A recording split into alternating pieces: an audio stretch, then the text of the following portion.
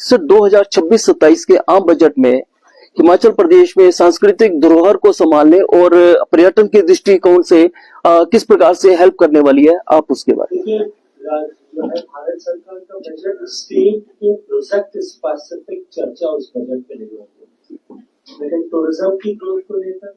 हमारी cultural properties and assets को लेकर के मोटी कल्पना की बात मैंने आपको की। हम टूरिस्ट ट्रेन्स बनाएंगे, हम ट्रैकिंग ट्रेन्स बनाएंगे, हम जो है एक्सपीरियंस ट्रेन्स बनाएंगे, हम अपने कल्चरल एक्सपीरियंस सेंटर बनाएंगे और उसके लिए बजटरी एलोकेशन भारत सरकार के मंत्रालयों को जो है एक कंसोलिडेटेड बजट एलोकेशन जो है भारत सरकार अपने बजट में प्रोविजन करती है। Tourism as per our constitution it's a state subject, so primarily state has to have a call to make to take an initiative कि वो अपने तरफ से टूरिज्म के लिए प्रोजेक्ट प्रपोजल्स बनाए, वो प्रोजेक्ट प्रपोजल्स को ग्रो करें, वो प्रोजेक्ट प्रपोजल्स को बना करके भारत सरकार को देते जाए। लेकिन मैं इतना प्रसन्नता के साथ कह सकता हूँ कि पिछले 10 साल माननीय मोदी जी के नेतृत्व में इस एनडीए की सरकार ने इससे पहले के 10 साल की तुलना में अगर मैं केवल टूरिज्म पर अगर एक्सपेंडिचर की बात करूं तो लगभग 8 गुना एक्सपेंडिचर किया और उसके रेशो में हिमाचल प्रदेश को भी, चाहे वो स्वदेश दर्शन स्कीम हो, स्वदेश दर्शन 2 स्कीम हो, चाहे वो हमारी स्पेशल इंसेंटिव की स्कीम जिसकी मैंने चर्चा की, अभी 250 करोड़ रुपए जो है हमारे जो है आस्था स्थलों के विकास के लिए प्रसाद की परियोजनाओं, हमारे सीबीबीडी की जो चैलेंज बेस्ड डेस्टिनेशन डेवलपमेंट की स्कीम, इन सब स्कीम्स में हिमाचल प्रदेश को भी पहले भी पैसा देंगे, इस बार भी आने वाले समय में हिमाचल प्रदेश सरकार द्वारा प्रस्तुत की गई परियोजनाओं के अनुरूप में हिमाचल प्रदेश को हम करना शुरू करेंगे। Shekhawat ji, who is holding culture and tourism currently in the government. He is 3-time minister and 3-time member of parliament from Lok Sabha Jodhpur, and he has a long journey from RSS, ABVP and to Bharatiya Janata Party. And this conference will be held on the issue of budget. We respect the honourable minister to hold this press conference. Thank you. धन्यवाद। Is it audible? Yes, sir. Bharatiya Janata party Himachal Pradesh कल सुबह इस पत्रकार वार्ता में हम सब के बीच में उपस्थित संसद के साथी यशस्वी सांसद आदरणीय कश्यप जी, भारतीय जनता पार्टी जिला परिवार के मुखिया आदरणीय जिलाध्यक्ष जी, हम सब के बीच में उपस्थित सम्मानित विधायक और पार्टी के प्रदेश उपाध्यक्ष आदरणीय बलबीर सिंह जी, पार्टी के मीडिया सेल का काम देखने वाले सारे साथी, पार्टी के दायित्ववान कार्यकर्ता और भारतीय जनता पार्टी के आमंत्रण पर इस प्रेस वार्ता में अल सुबह पधारे हुए सभी पत्रकार मित्रों,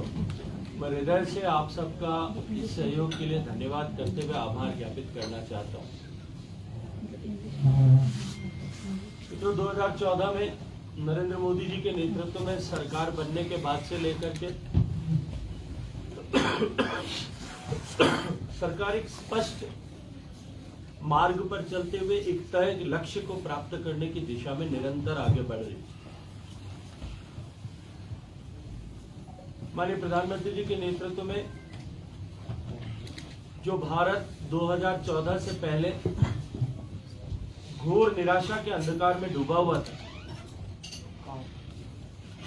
और भारत के लोगों ने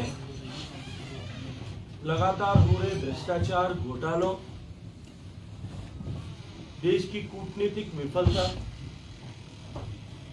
और लगभग हर मोर्चे पर देश के विफल होने के चलते हुए देश का आर्थिक परिदृश्य बिगड़ करके भारत को दुनिया की फ्रेजाइल 5 बड़ी इकोनॉमीज में शामिल कर देने के बाद सामान्य मानवीय का व्यवस्था पर से विश्वास डगमगा रहा। 11 साल की यात्रा में माननीय प्रधानमंत्री नरेंद्र मोदी जी के नेतृत्व में जिन स्पष्ट नीतियों के साथ में सरकार ने काम किया, और जैसे मैंने कहा, एक तय लक्ष्य कि भारत को संपन्न, समृद्ध, शक्तिशाली और समर्थ देश बनाना है, भारत को विकसित देश बनाना है 2047 तक। इस लक्ष्य को लेकर के जिस तरह सरकार ने निरंतर काम किया, और जैसा मैंने कहा कि उसके लिए मार्ग सुनिश्चित था कि सामान्य मानवीय के जीवन में परिवर्तन ला करके उसको सशक्त बनाना और उसे भारत के विकास के वाहक के रूप में खड़ा करना। आज अगर हम 2026 में बैठ करके 2014 के पीछे तक के परिदृश्य को देखें तो हम गर्व के साथ में ये बात निश्चित रूप से कह सकते हैं, और इस बात को पूरा विश्व स्वीकार करता है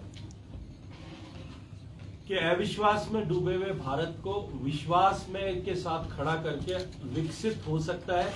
उस दिशा में आगे बढ़ने में हमने सफलता प्राप्त की है।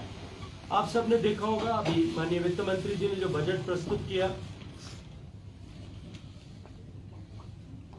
वो बजट एक कंटिन्यूटी का बजट था, निरंतरता का बजट। और हर बजट 2014 से लेकर के 2026 तक हर बजट में की गई घोषणाएं और उन घोषणाओं को अमली जामा पहनाने के चलते हुए, धरातल पर उतारने के चलते हुए हम उस स्पष्ट लक्ष्य को प्राप्त करने की दिशा में एक एक कदम, हर बार एक एक पायदान आगे बढ़े। आज अगर मोटे तौर पर देखें कि जो भारत फ्रेजाइल 5 इकोनॉमी में शामिल था, वह आज दुनिया की रोबस्ट 5 इकोनॉमीज में शामिल है और चौथे पायदान पर सम्मान के साथ में खड़ा है, और बहुत ताकत के साथ में तीसरी पायदान पर जाने के लिए लगातार आगे बढ़ रहे हैं। अभी हाल ही में डावोस में, जो स्विट्जरलैंड में इकोनॉमी का महाकुंभ होता है, आप सबके संज्ञान में निश्चित रूप से आया होगा कि भारत वहां सेंटर स्टेज पर था और भारत को lighting lamp of the global economy, इस तरह की संज्ञा पूरे विश्व ने दी थी। जब भारत की विश्व की सारी अर्थव्यवस्थाएं कोविड के बाद निरंतर दबाव को झेल रही, अमेरिका से लेकर के, यूरोप से लेकर के चाइना तक, दुनिया की सब बड़ी अर्थव्यवस्थाएं या तो अभी तक कोविड से उबर नहीं पाई है, कोविड की चोट से उबर नहीं पाई है, या उबरने के लिए अभी संघर्ष कर रही है। मित्रों, हम सब सौभाग्यशाली हैं कि हमारे कुशल नेतृत्व के द्वारा लिए गए सटीक फैसलों के चलते हुए, सही नीतिगत निर्णयों के चलते हुए भारत एकमात्र ऐसा देश है जिसने न केवल वी शेप रिकवरी की, अपितु दुनिया की सबसे तेजी से बढ़ने वाली अर्थव्यवस्था के खिताब को निरंतरता के साथ में कोविड के बाद में भी कायम रखा है। तो ये बजट, जिसे 2026 के बजट के रूप में हम सब ने स्वीकार किया, ये बजट, जैसा मैंने कहा, स्थिरता, सर्वसमावेशन, ऑल इंक्लूसिविटी और उसके साथ में सस्टेनेबल ग्रोथ, सतत विकास के साथ लेकर चलने वाला बजट है। माननीय वित्त मंत्री जी ने बजट की घोषणा करते हुए प्रधानमंत्री जी के नेतृत्व में जिस तरह से 3 प्रिंसिपल्स की बात उन्होंने एक चर्चा अपने बजट के भाषण में की। एक, सरकार ने हमेशा ही एक्शन ओवर एम्बिवेलेंस,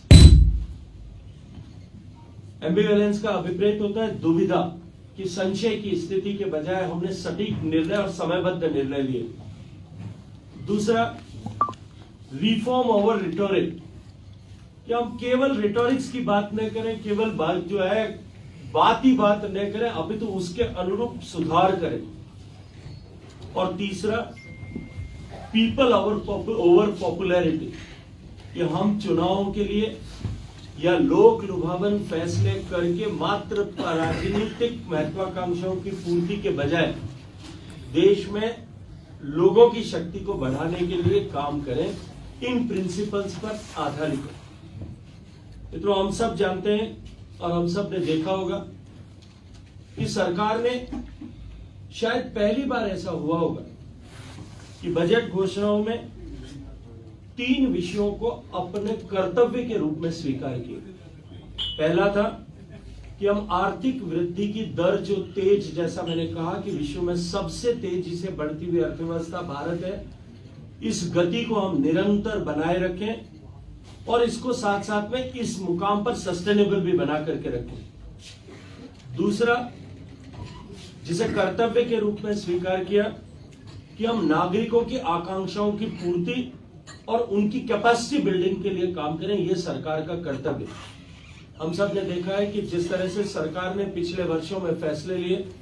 और नरेंद्र मोदी जी की सरकार ने सतत जिस दिशा में काम किया, उसके परिणाम स्वरूप आज देश में 25 करोड़ लोग गरीबी की रेखा से बाहर निकलकर सौभाग्य के साथ में मध्यम वर्ग का जीवन जी रहे। और निश्चित रूप से